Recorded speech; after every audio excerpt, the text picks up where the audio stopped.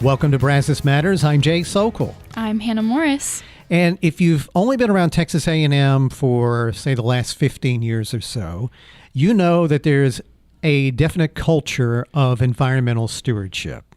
At the very least, you see the recycling bins. You're aware of a mostly paperless culture. There are urban farming endeavors here, green building initiatives, and so on. But before 2008, that simply wasn't the case. And my guest today has been with us before, but it's been more than a year, Director of Texas A&M's Office of Sustainability and Campus Enrichment, Kelly Wellman. Welcome back, Kelly. Jay, Hannah, thank you so much for having me in here today. So I mentioned this last time you were in the studio, but we first met and worked together at the City of Bryan. But you left there to come here, and you've built something that's become part of the fabric of this university, quite honestly. So for those who may not be familiar with the responsibilities of your office, would you mind giving us a quick idea of some of the bigger, more visible ones? Thank you for that introduction, and I really do hope that we've become a part of the fabric here at Texas A&M. So our office kind of works in three main spaces, and they are kind of campus forward, if you will. One is strategic planning and assessment of the entire institution. Like, what are the principles and the values that drive Texas A&M, and how do we use those principles to make sure that we're being really good stewards of all of our resources, whether those are people resources, financial resources, or environmental resources. The second really big bucket there is a student sustainability internship experience. So we do have undergraduates from every college that participate in an internship each fall and spring semester. Those students are really the reason that we've been able to try to tap into that fabric and become part of the campus, because they are our peer educators for the other students that are here at Texas A&M. And then the third big space we operate is an Aggie Green Fund. We provide grant dollars to different faculty, students, and staff that apply for projects that are going to impact our campus. That's awesome. What kind of projects specifically? Just curious for that Aggie Green Fund that y'all funded. That really ranges the gamut, and of course it varies from year to year. Some of the most notable ones, Jay mentioned it kind of in the intro, recycling bins. If you see a recycling bin on campus, chances are that the Aggie Green Fund provided the dollars for that. Water bottle filling stations have become ubiquitous for making sure that you can have access to clean, filtered drinking water at no cost to the students. And then there's always the kind of more exciting ones. We've had grants to fund student urban farming initiatives, grants to provide film for windows on various buildings that will actually help cut out some of the UV rays and therefore reduce solar heat load and things like that. And some of the more big grants that we've done have been for LED light installations in a couple buildings that wouldn't normally be able to finance that upfront capital on their own.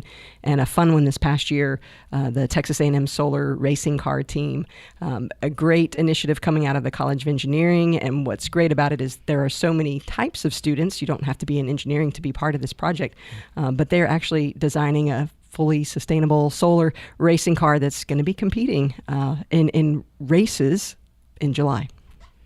Is that car already moving around?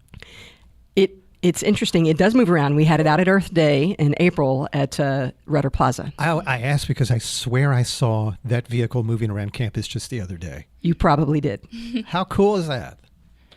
That's just awesome. Jay told me that the last time y'all spoke, it's been about a year now. It's been a while.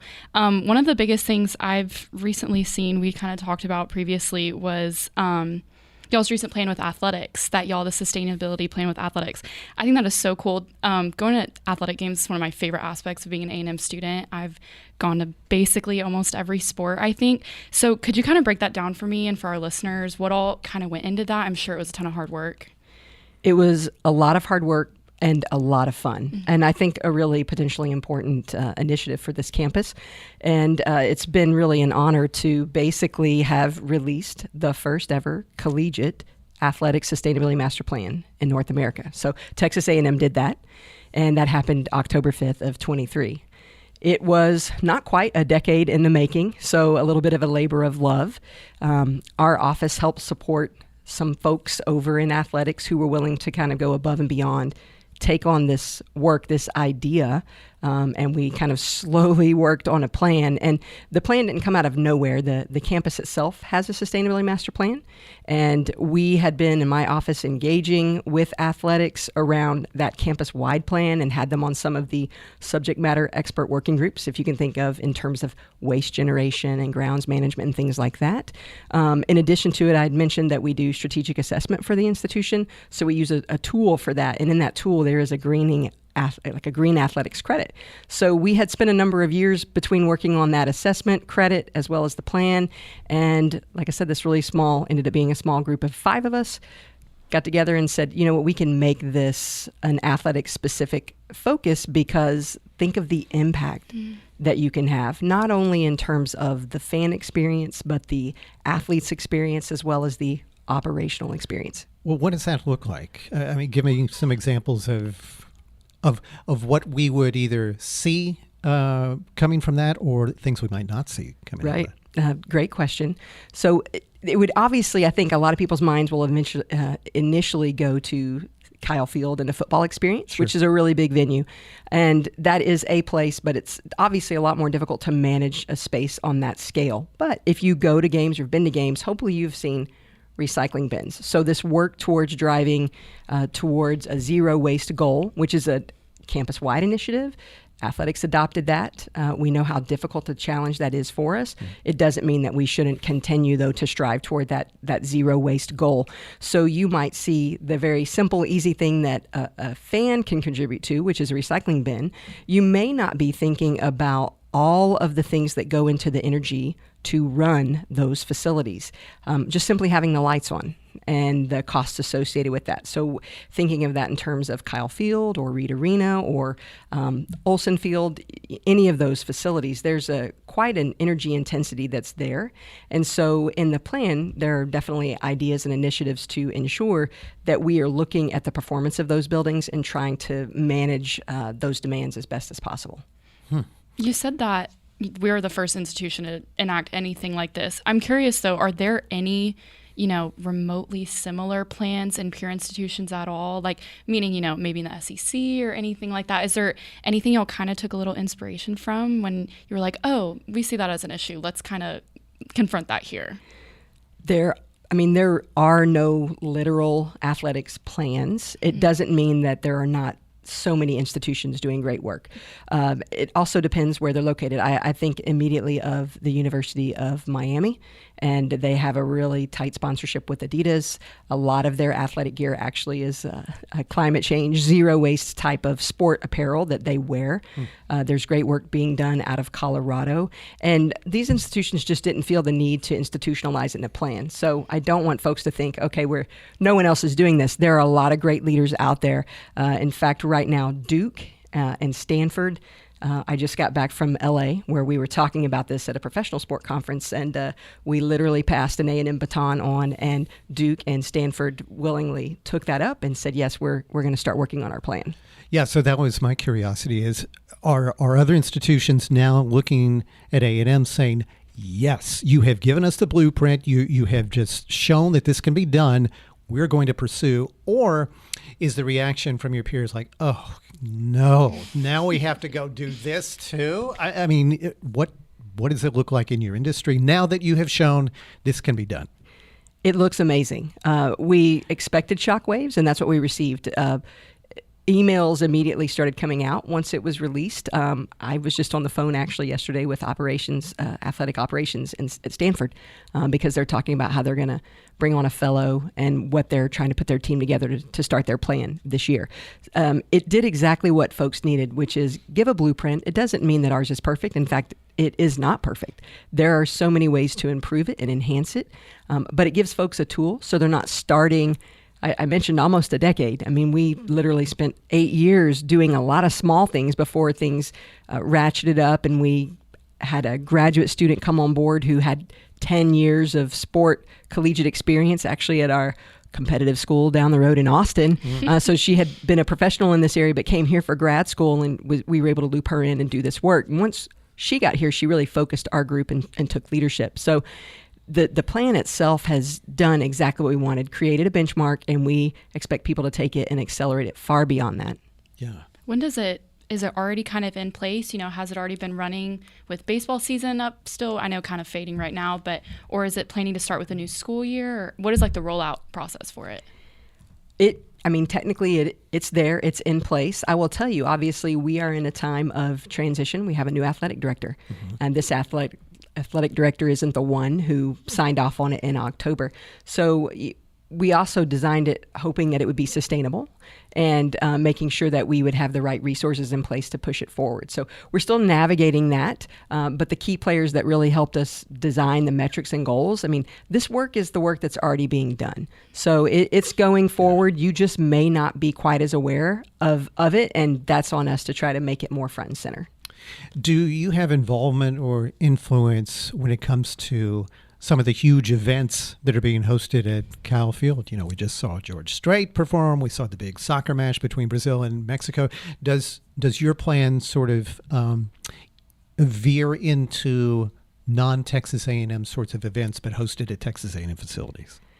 It's interesting because those two events, I could not have envisioned those actually 2 or 3 years ago happening here. It was right. What an incredible opportunity for this community just earlier this month. So it's not explicit to that, but the infrastructure there is in place to carry over. So I see it as a really hopeful tool for not only us now, but for anything else we might venture to do at Kyle Field. Okay.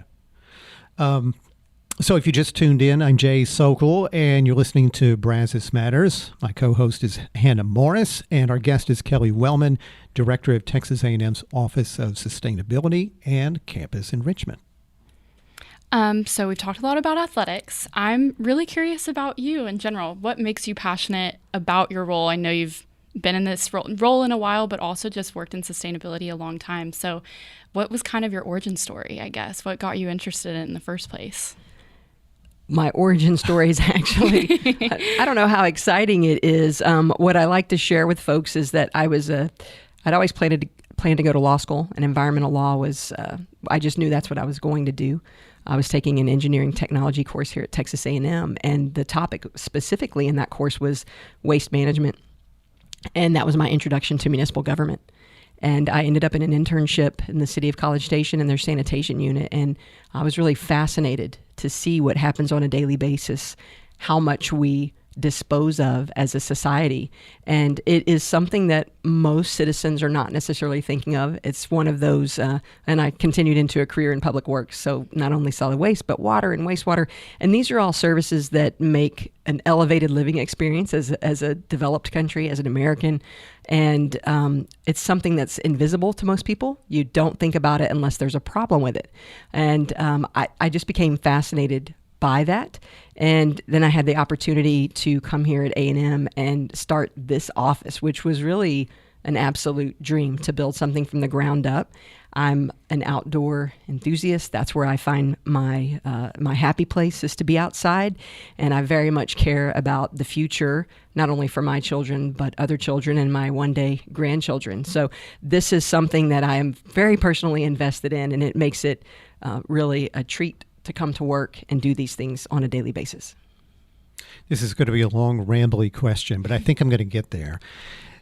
So when you and I were working together, and then later my time with the city of College Station, I came to understand that quality of life offerings from cities like recycling aren't necessarily moneymakers.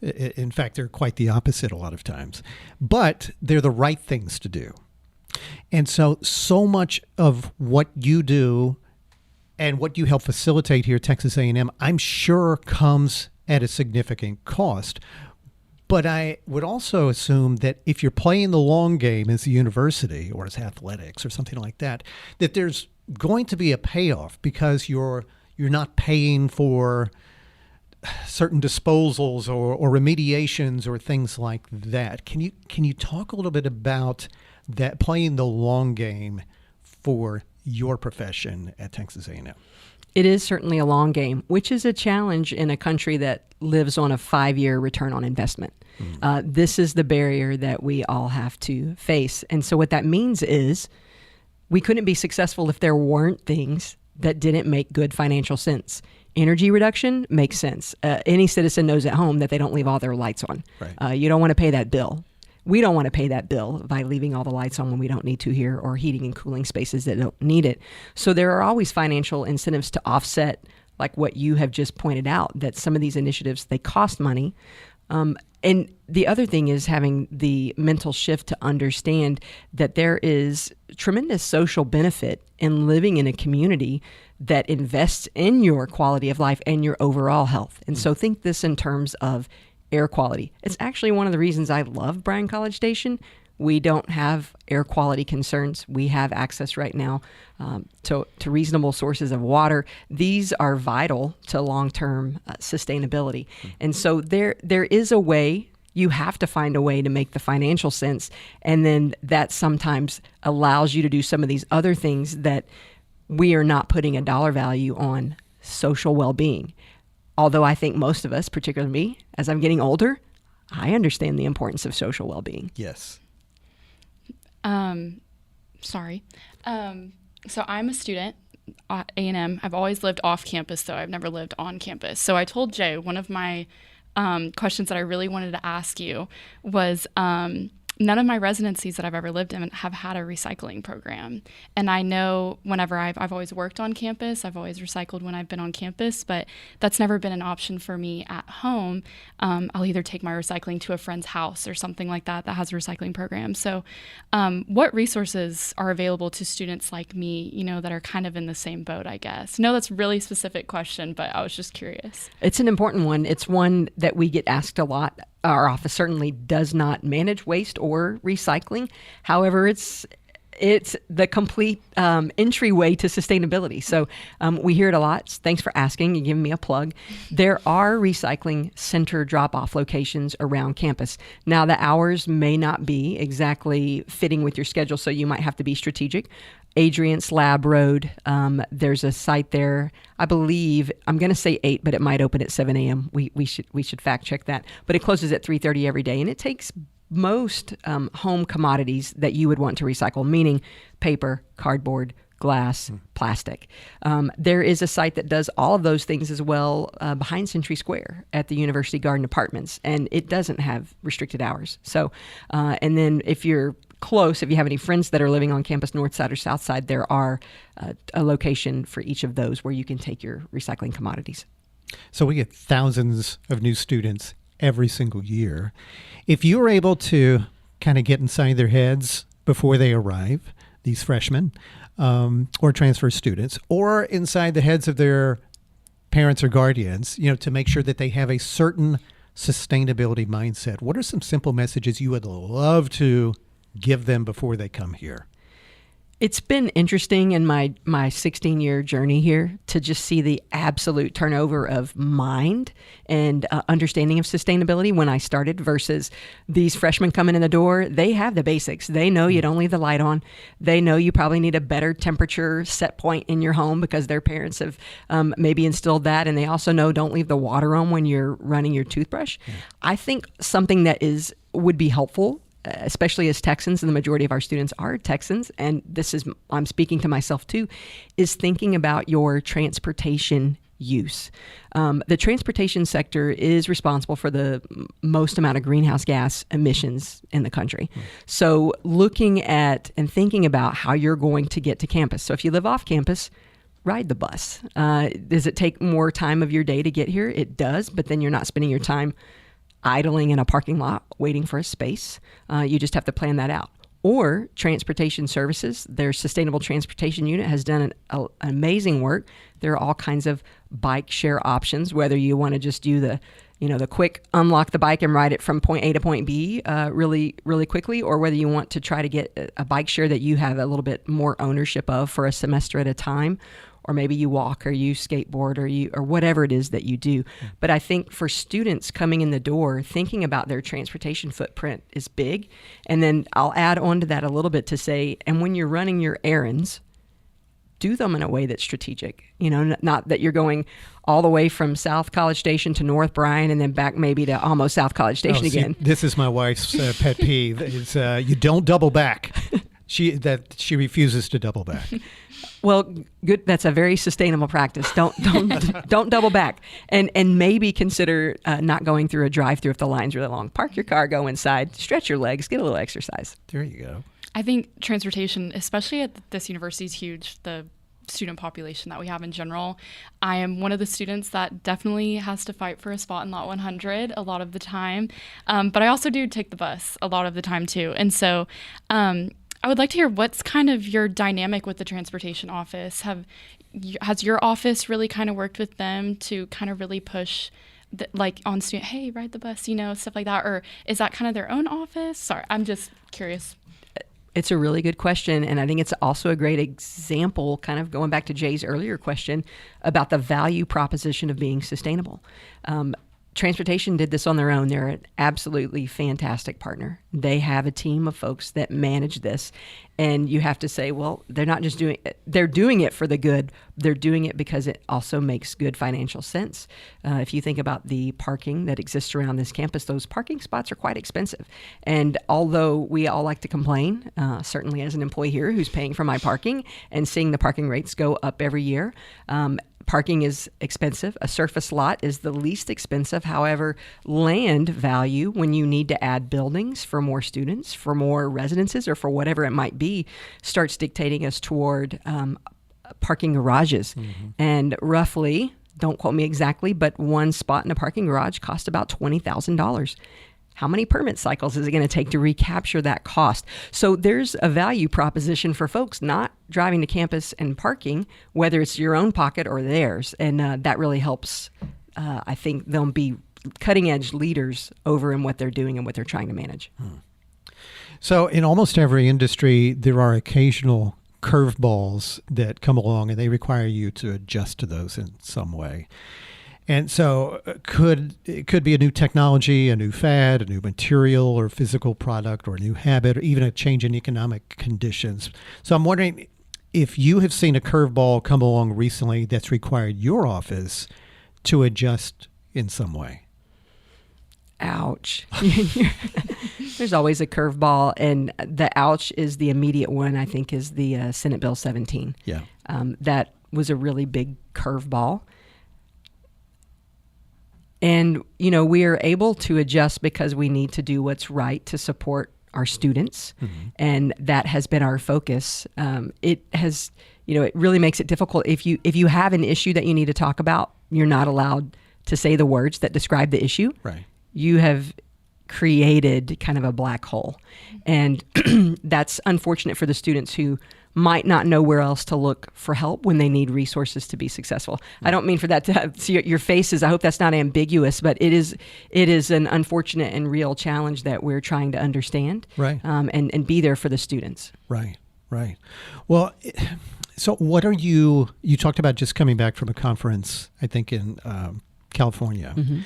What are you learning from your peers right now? And what are they learning from you aside from, hey, you can create a master plan with your athletics department?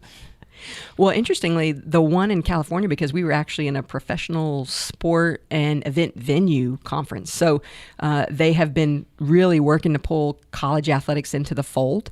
And what we were learning, for me, it was just kind of mind-blowing to see how far some of these different, and I'm talking the NFL, the Major League Baseball, Major League Soccer, hockey, PGA, NASCAR, that one surprised me a little bit. Mm. What are these, very big, important sport institutions doing for sustainability? And the answer is it's a lot.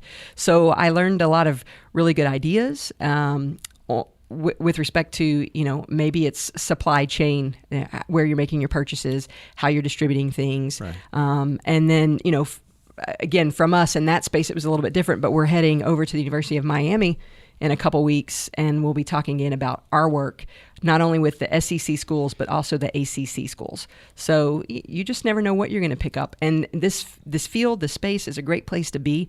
The professionals at every institution we meet, it's just, it really is a privilege to be working on these topics.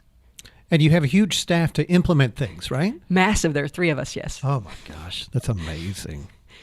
And going off of that, I thought it was so cool. You mentioned right at the beginning of the episode the impacts that your student interns have. I'm a student in the Bush School, and I didn't even know that existed. And so now I'm like, oh my gosh, I want to meet my representative in the sustainability office. And so I just real briefly wanted to ask you, what is like the process in becoming an intern, just for any listeners that might be students that might be interested in the program? Oh, thanks for the plug, Hannah. Yeah. Or the opportunity to give a plug. We accept applications for the internship each fall and spring. So what you could expect in the fall is in probably late October. The best thing to do is follow us on Instagram at Sustainable TAMU, and you'll see when we post those applications. So we do that in probably October, November for the spring internship, and then we'll post it in March, April for the fall internship. And how have they, especially, going off the athletics sustainability plan, what were some of the impacts, if you have any examples that the student interns had with that? Were they involved at all with the planning of that? They weren't involved with that planning just because that four-month timeline makes it a little bit of a more of a challenge, other than they can work in focus group capacities to give us feedback for sure. But the students in the program are able to pick topics that are important to them, that are relevant, that they understand, that their peers are talking about, and then do the research and the education about those topics. So it's very student-driven work that's happening each semester. So we're down to our last minute or so. What have we not asked you about that you want to make sure people know or can go online and look up themselves? Would love to have, we are working to get a little bit more. I mean, we're very campus focused, as you might imagine. We had talked briefly over email. We're campus enrichment. We're sustainability and campus enrichment. And the reason for that is we're trying to find ways to integrate more community-based work and programs. So the best thing is, if you're in the community, you're interested, check out our website. If you're of the age that sustainability.tamu.edu is your jam, and if it's not, you can follow us at Sustainable TAMU on whatever social media platform speaks to you. And you guys have a great social media presence. So really, you're a fun follow. Thank you for that. That's our students. I mean, those are our student interns doing all that work for us. Kelly Wellman, thank you so much for joining us here in studio. Hannah Morris, thank you for sharing hosting duties with me again. Both of you, thanks for being here. Thank you. Yeah. Thank you so much. Of course. Brazos Matters is a production of Aggieland's Public Radio, 90.9 KAMU-FM, a member of Texas A&M University's Division of Marketing and Communications. Our show is engineered and edited by Matt Dittman. All Brazos Matters episodes are available on the KAMU website, on the NPR app, on YouTube, or on your favorite podcast platform. We would love for you to rate and review, so subscribe so you never miss an episode. Again, find us anytime, KAMU's website, on NPR's app, YouTube, or your favorite podcast platform. Thanks again for listening to Brazos Matters. I'm Jay Sokol on behalf of Hannah Morris. Thanks for listening.